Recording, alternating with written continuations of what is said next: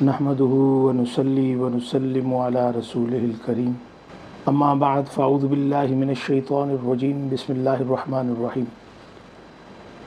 آج زیر نظر سورہ البقرہ کی دو آیات مبارکہ ہیں 127 اور 128۔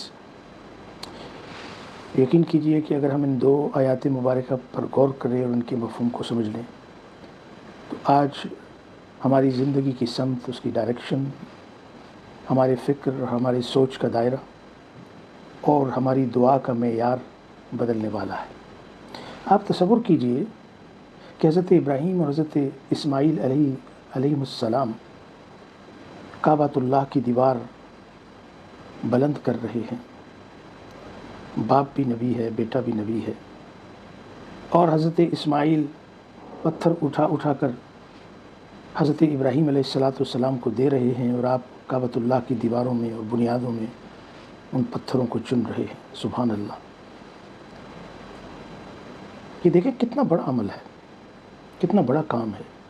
اللہ کے حکم پر اس کے گھر کی تعمیر ہے، لیکن ان کا عجز اور انکسار دیکھیے کہ اللہ کی بارگاہ میں دعا کر رہے ہیں، ربنا تقبل منا، اے اللہ اگر یہ کام تجھے پسند ہے اس کو قبول فرما۔ تو آپ غور کیجئے لفظ تقبل، تو آج ہم یہ دیکھیں گے کہ قبول میں اور تقبل میں کیا فرق ہے۔ تو ان آیات پر جب ہم غور کریں گے اور ان میں جو پوشیدہ حکمت ہے اس کو جب ہم سمجھ لیں گے تو یقین کیجئے کہ اللہ کی طرف سے ہمیں صبر بھی ملے گا، ہمیں اس کی بارگاہ میں دعا کرنے کا اسلوب بھی سکھایا جائے گا، اور یہ بھی بتایا جائے گا کہ ہماری دعائیں اللہ کی بارگاہ میں کس طرح سے قبول ہو سکتی ہیں۔ تو آئیے ہم ان آیات مبارکہ کی طرف چلتے ہیں۔ اعوذ باللہ من الشیطان الرجیم، بسم اللہ الرحمن الرحیم۔ وَإِذْ يَرْفَعُ إِبْرَاهِيمُ الْقَوَاعِدَ مِنَ الْبَيْتِ وَإِسْمَاعِيلُ رَبَّنَا تَقَبَّلْ مِنَّا إِنَّكَ أَنْتَ السَّمِيعُ الْعَلِيمُ۔ آیہ مبارکہ کی ابتدا ہو رہی ہے واو سے۔ واو حرف عطف ہے، مبنی ہے فتح پہ، اور اذ آپ پہلے بھی پڑھ چکے ہیں کہ اس کو ہم ظرف زمان کہتے ہیں، اور یہ بھی سکون پہ مبنی ہے، محلاً منصوب ہے کیونکہ یہ مفعول بہ بن رہا ہے ایک ایسے فعل کا جو محذوف ہے، اور وہ ہے اذکر۔ اور یاد رکھیں یہ مضاف ہو کے بھی آتا ہے، تو یہ مضاف بھی ہے۔ یرفع، رفع یرفع، یہ فعل مضارع ہے، اس کا جو ماضی ہے رفع ہے، اور جو مضارع ہے وہ ہے یرفع، عین کے اوپر پیش ہے نا، تو یہ اس کے مضارع مرفوع ہونے کی علامت ہے، اس کو ہم ضمہ بولتے ہیں۔ ابراہیم یہ فاعل ہے، مرفوع ہے، میم کے اوپر پیش ہے، اور یاد رکھیں کہ پیش کو ہم عربی میں ضمہ بولتے ہیں۔ القواعد، تو یہ جمع ہے قاعدہ کی، قواعد فواعل کے وزن پہ، مفعول بہ ہے، منصوب ہے، اور اس کی نصب کی جو علامت ہے وہ دال کے اوپر زبر ہے۔ اور یرفع ابراہیم القواعد، یہ پورا ایک جملہ ہے، اس کو ہم جملہ فعلیہ کہیں گے کیونکہ یہ اس کی ابتدا فعل سے ہو رہی ہے، تو محلاً مجرور ہے کیونکہ یہ اس کی اضافت کی گئی ہے اذ کی طرف، یعنی اذ کا یہ مضاف الیہ ہے۔ من حرف جر ہے، البیت اس میں مجرور ہے، اور تا کے نیچے آپ کو زیر نظر آ رہی ہے جس کو ہم کسرہ بولتے ہیں، تو یہ جار و مجرور کس فعل سے تعلق رکھتے ہیں؟ یرفع۔ و اسماعیل، واو حرف عطف ہے، اور اسماعیل معطوف ہے ابراہیم پہ، تو جو ابراہیم کے اعراب ہیں وہ اس کے ہیں، چونکہ وہ فاعل بن رہا تھا، مرفوع تھا، تو یہ بھی مرفوع ہوگا۔ تو کچھ مفسرین نحویوں کے نزدیک کہتے ہیں کہ یہ واو حالیہ ہے، ویسے تو یہ واو حرف عطف ہے، لیکن وہ حالیہ اس سنس میں کہتے ہیں کہ اس میں اسماعیل کے آگے ایک فعل ہے جو معذوف ہے، اور وہ ہے وَإِسْمَاعِيلُ يَقُولُ او يَدْعُو، یعنی حضرت ابراہیم علیہ السلام کعبہ کی بنیاد کو اٹھا رہے تھے اور حضرت اسماعیل دعا کر رہے تھے، یعنی اس حال میں، تو وہ پھر اس کو واو حالیہ مانتے ہیں۔ تو ہم نے اس کو واو عطف جب کہا تو پھر اس کے معنی یہ ہوں گے کہ حضرت ابراہیم اور حضرت اسماعیل دونوں جب کعبۃ اللہ کی اساس کو، بنیاد کو اٹھا رہے تھے تو دونوں دعا کر رہے تھے۔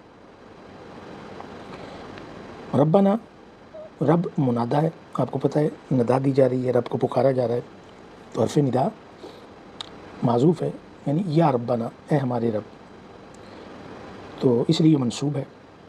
با کے اوپر آپ کو زبر نظر آ رہی ہے، زبر کو ہم فتحہ بولتے ہیں عربی میں، چونکہ منادا منصوب ہے اور یہ مضاف ہے، نا ضمیر متصل ہے، مبنی ہے، اور محلاً مجرور ہے مضاف الیہ۔ اور جملۃ النداء جو ہے یا ربنا، اس کو ہم جملہ استئنافیہ کہیں گے۔ تقبل، یہ باب تفاعل سے ہے، تقبل فعل ماضی ہے، یتقبل فعل مضارع ہے، اور تقبل امر ہے، یعنی دعا کی جا رہی ہے۔ تقبل، قبول کیجیے، یہ فعل امر ہے، اور اس میں فاعل مستتر ہے وجوباً، اور وہ کیا ہے؟ انت، یعنی اللہ کی طرف اشارہ ہے۔ منا، من حرف جر ہے، اور نا ضمیر متصل ہے، مبنی ہے، محلاً مجرور ہے، اور جار اور مجرور کا تعلق تقبل سے، اور یہ جو جملہ ہے تقبل، پورا ایک جملہ ہے نا، قبول کیجیے، یہ جملہ استئنافی ہے۔ ان کا میں، ان جو حرف توکید و نصب ہے، مبنی ہے، اور اس کو حرف مشبہ بالفعل بھی کہتے ہیں، یہ اپنے اسم کو نصب دیتا ہے اور اس کی خبر مرفوع ہوتی ہے، اس وجہ سے کاف جو ہے یہ ضمیر ہے، متصل ہے، مبنی ہے، محلاً منصوب ہے، کیونکہ یہ ان کا اسم ہے۔ انت، اس کو ہم ضمیر فصل کہیں گے، ایک اعراب ہم اس طرح سے کرتے ہیں کہ ہم اس کو کہتے ہیں یہ ضمیر فصل ہے، تو لا محل لہ من الاعراب۔ السمیع، یہ ان کی خبر ہے، مرفوع ضمہ کے ساتھ، اور العلیم، یہ دوسری خبر ہے ان کی۔ اور ایک اعراب اس طرح آپ کر سکتے ہیں کہ انت جو ہے یہ ضمیر ہے اور محلاً مرفوع ہے چونکہ مبتدا ہے، السمیع اس کی خبر ہے پہلی، اور العلیم اس کی دوسری خبر ہے، یہ جملہ اسمیہ ہے، یہ جملہ اسمیہ محلاً مرفوع ہے چونکہ ان کی خبر واقع ہوا ہے۔ اب اس آیہ مبارکہ پہ آپ آئیں، اور تاکہ ہم اس کے مشکل الفاظ اور ترجمہ کریں۔ واو کا مطلب اور، اذ یعنی جب، اذ کا مطلب جب، یہ ظرف زمان ہے۔ یرفع، دیکھنے میں تو آپ کو نظر آ رہا ہے کہ یہ فعل مضارع ہے، فعل مضارع میں حال کے معنی ہوتے ہیں، مستقبل کے معنی ہوتے ہیں، لیکن یہاں پہ ہم معنی جو ہیں وہ ماضی کے کریں گے۔ اس کی وجہ یہ ہے کہ اذ جو ہے دراصل یہ جب واقع ہوتا ہے مضارع پہ تو اس کو کھینچ کر لے جاتا ہے ماضی کی طرف، یہ نحویوں کا قول ہے۔ اور پھر ترجمہ کیا ہوگا کہ جب، یعنی یاد کرو وہ وقت کہ جب حضرت ابراہیم اور حضرت اسماعیل اللہ کے گھر کعبۃ اللہ کی بنیادوں کو اٹھا رہے تھے۔ رفع یرفع، اٹھانا، اٹھا رہے تھے، ہم نے ماضی میں کیا، وہ اذ کی وجہ سے کیا۔ ربنا، اور وہ دعا کر رہے تھے کہ اے ہمارے رب، تقبل منا، ہم سے قبول فرمائیے گا۔ ایک ہوتا ہے تقبل، اور اس کا جو مصدر ہے وہ ہے تقبل، اور ایک ہوتا ہے قبل یقبل، اس کا مطلب بھی ہوتا ہے قبول کرنا، اور اس کا مصدر ہوتا ہے قبول۔ یہاں پہ کیا ضرورت پڑی تھی کہ جو ثلاثی مجرد ہے اس کو ثلاثی مزید فی میں لایا گیا، باب تفاعل میں لایا گیا، تو چونکہ آپ جانتے ہیں کہ باب تفاعل میں تکلف ہوتا ہے، تو اس کے پیچھے دعا کرنے والے کی ایک سائیکی ہے، وہ دراصل اپنے عجز کا اظہار کر رہا ہے۔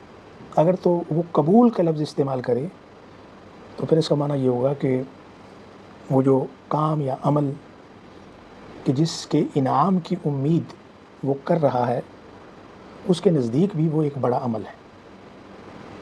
لیکن حضرت ابراہیم اور حضرت اسماعیل علیہ السلام جب یہ دعا فرما رہے تھے تو انہوں نے فرمایا تقبل، یعنی یہ عجز اور انکسار کا اظہار بھی ہے کہ اے اللہ، دیکھنے میں تو یہ کام بڑا چھوٹا سا ہے، تیری بارگاہ میں کوئی اتنا بڑا نیک کام ہم نے نہیں کیا، لیکن پھر بھی اس کام کو، اس عمل کو قبول فرما لے. تو یہ دراصل عجز کا اظہار ہے. سبحان اللہ، کہ اے اللہ ہم سے قبول فرما لے. انکا، بے شک تو، السمیع العلیم، سننے والا بھی ہے اور علم والا بھی ہے. مطلب یہ ہے کہ اللہ جو بات ہم کر رہے ہیں اس کو تو سن بھی رہا ہے، اور جو ہمارے دل میں عجز ہے، خلوص ہے، تیرے لیے محبت ہے، عاجزی ہے، انکسار ہے، اس کا علم بھی تو رکھتا ہے. تو پتہ یہ چلا کہ جب دعا کی جاتی ہے تو اس کے اندر عجز ہونا چاہیے کہ وہ اللہ کی بارگاہ میں قبول ہو.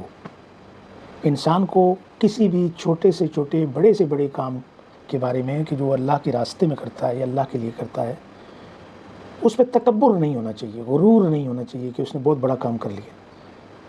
بلکہ یہاں پر دعا کا اسلوب ہمیں سکھا رہا ہے کہ اس میں عاجزی ہونی چاہیے، انکسار ہونی چاہیے. تو یہ پہلا ایلیمنٹ ہے کہ جس سے دعا قبول ہوتی ہے. اور پھر خلوص ہونا چاہیے، نیت کے اندر کھوٹ نہیں ہونا چاہیے. اس لیے تو علیم فرمایا نا، کیونکہ اللہ تو دل کے اندر چھپی ہوئی نیتوں کو بھی جانتا ہے.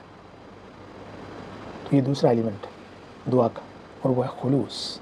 تو پتہ یہ چلا کہ عاجزی، خلوص، انکسار، اور اللہ کے سامنے تذلل، اس کے سامنے جھکے رہنا، اپنے آپ کو بہت چھوٹا سمجھنا، اور تکبر اور غرور سے دور رہنا، یہ وہ چیزیں ہیں کہ جو اللہ کو بہت پسند ہیں، اور اللہ کی بارگاہ میں دعا جو ہے وہ قبول ہوتی ہے. اب اگلی آیہ مبارکہ کی طرف چلیں. اعوذ باللہ من الشیطان الرجیم، بسم اللہ الرحمن الرحیم. ربنا وجعلنا مسلمین لک ومن ذریتنا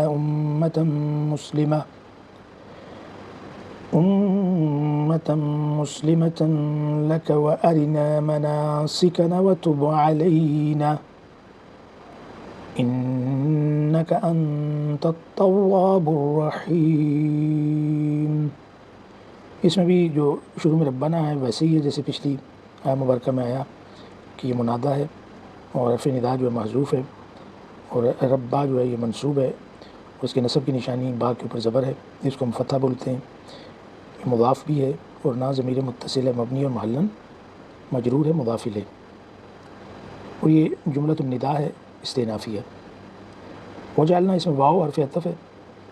تو اجعل، یہ جعل یجعل سے امر ہے، بنا دے. اجعل، بنا دے. تو اس کو ہم کہیں گے فعل امر مبنی علی السکون. لام دیکھیں ساکن ہے، جب کوئی حرکت نہیں ہوتی تو ہم کہتے ہیں وہ ساکن ہے. نا ضمیر متصل ہے، مبنی ہے، محلاً منصوب ہے، چونکہ مفعول بہ واقع ہو رہا ہے. اور آپ دیکھیں اجعل میں ایک فاعل مستتر ہے وجوباً، اور وہ ہے انت، یعنی اللہ کی طرف. مسلمین، مسلمن کا تثنیہ ہے. آپ نے پہلے بہت دفعہ یہ سیکھا ہے کہ عربی زبان میں ایک تو مفرد ہوتا ہے اور پھر دو جمع نہیں ہوتے، اس کو ہم تثنیہ کہتے ہیں، مثنیٰ کہتے ہیں. تین یا تین سے زیادہ ہوں تو ان کو جمع بولتے ہیں. دو کے الگ الگ سیکھے ہیں. تو مسلمن کا جو تثنیہ ہے وہ ہے مسلمان، مسلمین. مسلمان کے اندر الف ہے تو یہ مرفوع ہے الف کے ساتھ، اور مسلمین کے اندر میم کے بعد یا ہے تو یہ یا کے ساتھ منصوب بھی ہوتا ہے، مجرور بھی ہوتا ہے. لیکن یہ جو نصب ہے، جر ہے، رفع ہے، یہ حرکات سے بھی تو ہوتا ہے نا. جیسے ہم کہتے ہیں بالفتحہ ظاہرہ، ہم کہتے ہیں بالضمہ ظاہرہ، بالکسرہ ظاہرہ. تو حرکات کے ساتھ اس کے اعراب کا تعین ہوتا ہے. لیکن بعض اوقات حرف کے ساتھ اعراب ہوتے ہیں، حرف کے ساتھ ہم دیکھتے ہیں کہ یہ مرفوع ہے، منصوب ہے، مجرور ہے. تو اس طرح تثنیہ میں آپ دیکھیں یا ہے. اسی طرح جمع مذکر سالم میں بھی یا اور الف واو کے ساتھ رفع ہے، یا کے ساتھ نصب اور جر ہے، یعنی حرف کے ساتھ. تو ہم کہیں گے مسلمین مفعول بھی ثانی ہے، منصوب ہے یا کے ساتھ کیونکہ یہ مثنیٰ ہے. بعض قراءتوں میں اس کو جمع بھی پڑھا گیا ہے مسلمین، کیونکہ اس میں ظاہر ہے کہ جب اس کو آپ جمع پڑھتے ہیں تو اس سے مراد یہ ہے کہ حضرت ابراہیم بھی ہیں، حضرت اسماعیل بھی ہیں، حضرت ہاجر بھی ہیں، تو اس لیے اس کو جمع پڑھا گیا. تو جو ہماری قرأت ہے اس کے اندر مسلمین ہے، تثنیہ ہے. لا کا لام حرف جر ہے، کاف ضمیر متصل مبنی معلن مجرور ہے چونکہ اس کے پیچھے حرف جر ہے. اور یہ جملہ ہے نا اجعلنا مسلمین لک، یہ معطوف ہے تقبل کے اوپر. پھر اس کے بعد ہے ومن ذریتنا، تو اس میں بھی کہتے ہیں کہ واو کے بعد ایک فعل ہے جو معذوف ہے، یعنی وجعل من ذریتنا. تو چونکہ بار بار اس کی تکرار ہو رہی تھی، پیچھے بھی تھا، تو اس لیے تکرار کو ہٹا دیا گیا، اس کو معذوف کیا گیا. تو من حرف جر ہوا، ذریتی یہ مجرور ہوا کسرہ کے ساتھ اور مضاف بھی ہے، اور نا ضمیر متصل ہے مبنی ہے محلاً مجرور ہے مضاف الیہ. تو اس کو جو ہم کہیں گے کہ یہ ذریہ جو ہے یہ مجرور تو لفظاً ہے لیکن منصوب محلاً ہے، جگہ مفعول بھی کی ہے، کیونکہ اس کے پیچھے ہم نے فعل معذوف مارا اجعل. تو اس صورت میں پھر کیا ہوا، امتن یہ مفعول بھی ثانی ہو جائے گا. اور کس کا مفعول ہوگا، اسی فعل مقدر کا جو چھپا ہوا ہے، معذوف ہے اجعل، اس وجہ سے منصوب ہے بالفتح ظاہر تا کے اوپر دیکھیں تنوین ہے زبر ولی، اور یہ موصوف بھی ہے منعوت ہے. مسلمتن صفہ ہے اور صفت اپنے موصوف کے مطابق ہوتی ہے. ٹھیک ہے. لکا لام حرف جر ہے، کاف ضمیر متصل ہے مبنی ہے اور محلاً مجرور ہے.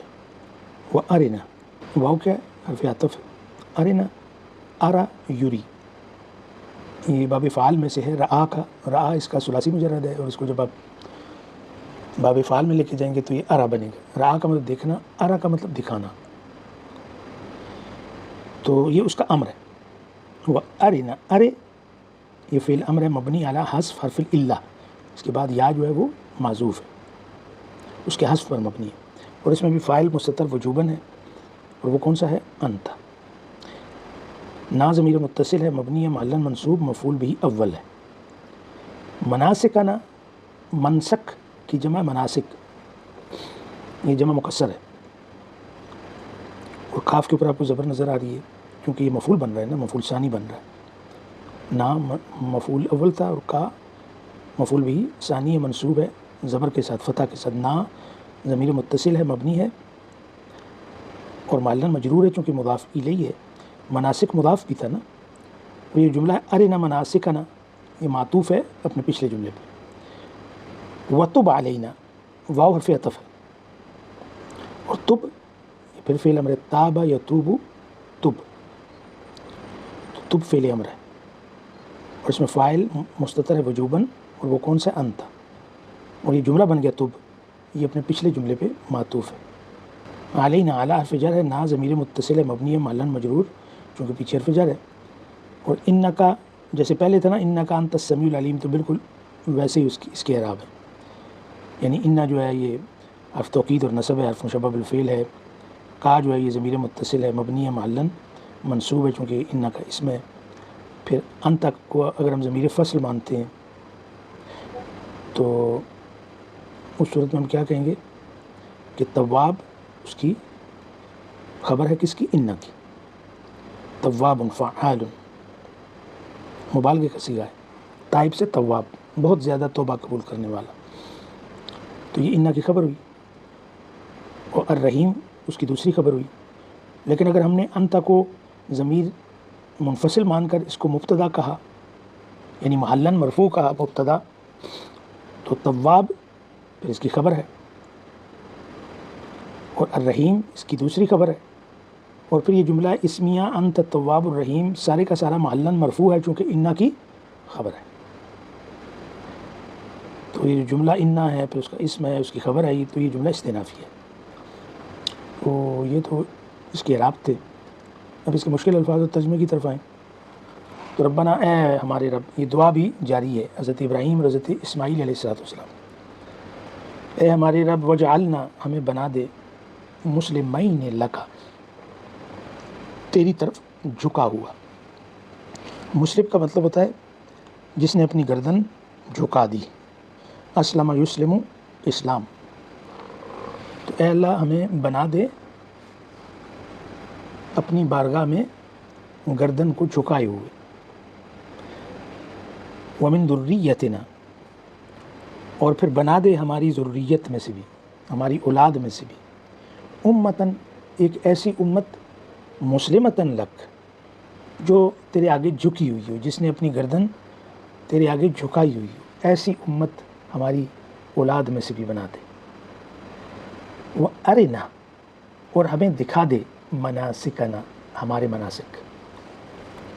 یہ حج کے جو مناسک ہیں، یہ بیت اللہ ہم بنا رہے ہیں تو پھر اس کا طواف کرنا ہے، اس کی زیارت کرنی ہے، اس کا حج کرنا ہے، وہ جتنے بھی مناسک ہیں اے اللہ وہ بھی ہمیں دکھا دے. وتب علینا، اور پھر ہمیں معاف کر دے، ہماری توبہ کو قبول فرما لے. انکا، بے شک تو، انت التواب الرحیم، تو بہت توبہ قبول کرنے والا اور رحم کرنے والا. ابھی جب ہم اس کے مفہوم پہ غور کریں گے تو ان دونوں آیتوں کا جو معنی ہے وہ ہماری سمجھ میں آ جائے گا. آپ غور کیجئے تو یہ دعا ہے حضرت ابراہیم کی، حضرت اسماعیل علیہ السلام کی، جو کہ ایک ایمان، استقامت اور دعا کی روشنی میں ایک روشن سفر ہے. تو یہ آیات ہمیں سکھاتی ہیں کہ ہم اپنی زندگی کو ایمان، استقامت، اللہ تعالیٰ پر بھروسہ اور خلوص نیت کے ساتھ گزاریں. سورہ بقرہ کی یہ آیات اس مقام پر نازل ہوئیں جہاں اللہ تعالیٰ حضرت ابراہیم علیہ السلام اور ان کے بیٹے حضرت اسماعیل علیہ السلام کی وہ عظیم عبادت بیان فرما رہے ہیں جس میں انہوں نے اللہ کے حکم پر خانہ کعبہ کی تعمیر کی. اور دعا کیا ہے؟ دعا اس وقت ہے کہ جب حضرت ابراہیم اور حضرت اسماعیل علیہ السلام کعبہ کی بنیادیں اٹھا رہے تھے تو دعا کر رہے تھے، اے ہمارے رب ہم سے قبول فرما، بے شک تو خوب سننے والا، جاننے والا ہے. اے ہمارے رب ہمیں اپنا تابع فرمان بنا لے اور ہماری ضروریت میں سے بھی ایک امت کو اپنا فرما بردار بنا لے، اور ہمیں ہماری عبادت کے طریقے سکھا اور ہم پر رحم فرما، بے شک تو بہت توبہ قبول کرنے والا، نہایت رحم کرنے والا. حضرت ابراہیم اور حضرت اسماعیل علیہ السلام خانہ کعبہ کی تعمیر جیسی عظیم عبادت کے دوران بھی عجز و انکسار کا پیکر بن کر دعا کرتے ہیں، اے ہمارے رب ہم سے قبول فرما. تو یہاں پہ سیکھنے کی بات کیا ہے کہ ہر نیکی کے بعد انسان کے اندر عاجزی آنی چاہیے، اس کے اندر تکبر اور غرور کا شائبہ تک نہیں ہونا چاہیے. اور یہ راز ہے دعا کی قبولیت کا. اور پھر دیکھیں مسلمین لک، یعنی مکمل فرما بردار بننے کی طلب. یہ دعا میں سکھاتی ہے کہ دین صرف عبادات تک محدود نہیں بلکہ زندگی کے ہر شعبے میں اللہ کے احکامات کی پیروی ضروری ہے. اس کے آگے جھکے رہنا، اپنے آپ کو اس کے حوالے کرنا ضروری ہے. اور پھر اتنا ہی نہیں، فرمایا ومن ذریتی، یعنی اپنے ساتھ ساتھ آئندہ نسلوں کے ایمان و فلاح کی دعا بھی ہے. یعنی ایک مومن صرف اپنی نجات پر قناعت نہیں کرتا. پھر فرمایا ارنا مناسکنا وتب علینا، ہمیں ہماری عبادت کے طریقے خود سکھا اے رب کائنات، اور ہماری لغزشوں پر معافی کی قلم پھیر دے. دیکھیں خواب ہم بھی دیکھتے ہیں، عمارتیں ہم بھی بناتے ہیں، مگر ابراہیم علیہ السلام جسمانی طور پر پتھر رکھ رہے تھے، مگر اصل عمارت ایمان اور اخلاص کی اور دعا سے بن رہی تھی. آج ہم بھی گھروں، کارخانوں، عمارتوں کی تعمیر کرتے ہیں. سوال یہ ہے کہ کیا ہم بھی ساتھ ساتھ یہ دعا کرتے ہیں کہ اے اللہ اسے قبول فرما. ہم موجودہ دور میں اپنے بچوں کے لیے دنیاوی کامیابی کی دعائیں ضرور کرتے ہیں، مگر حضرت ابراہیم علیہ السلام نے سب سے پہلے ایمان کی دعا فرمائی. سوچنے کی بات ہے کہ کیا ہم اپنے بچوں کی ہدایت کے لیے بھی سچے دل سے دعائیں کرتے ہیں؟ توبہ کا دروازہ ہمیشہ کھلا ہے. اجتماعی اور انفرادی سطح پر اگر ہم درست رستے سے ہٹ گئے ہوں تو بھی ہماری زبان پر ہونا چاہیے انک انت التواب الرحیم.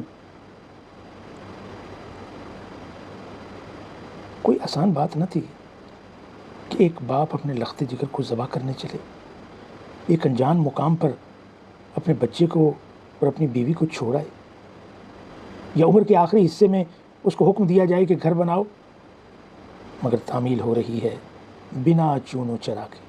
تو یہ آیات ہمیں یہ سبق دیتی ہیں کہ ہم اپنے ہر عمل کو قبلہ یعنی نیت کی درستگی کے ساتھ ادا کریں، کیونکہ نیت کی عمارت کے بغیر کوئی ظاہری عمارت اللہ کو پسند نہیں۔ اپنی نسلوں کی دینی تربیت کو اہمیت دیں، جیسے حضرت ابراہیم نے دور اندیشی کے ساتھ ایمان کی بنیاد رکھی۔ ہر موقع پر دعا کو اپنی عملی زندگی کا حصہ بنائیں، کام کرتے ہوئے، فیصلہ لیتے ہوئے اور زندگی کی سمت متعین کرتے ہوئے۔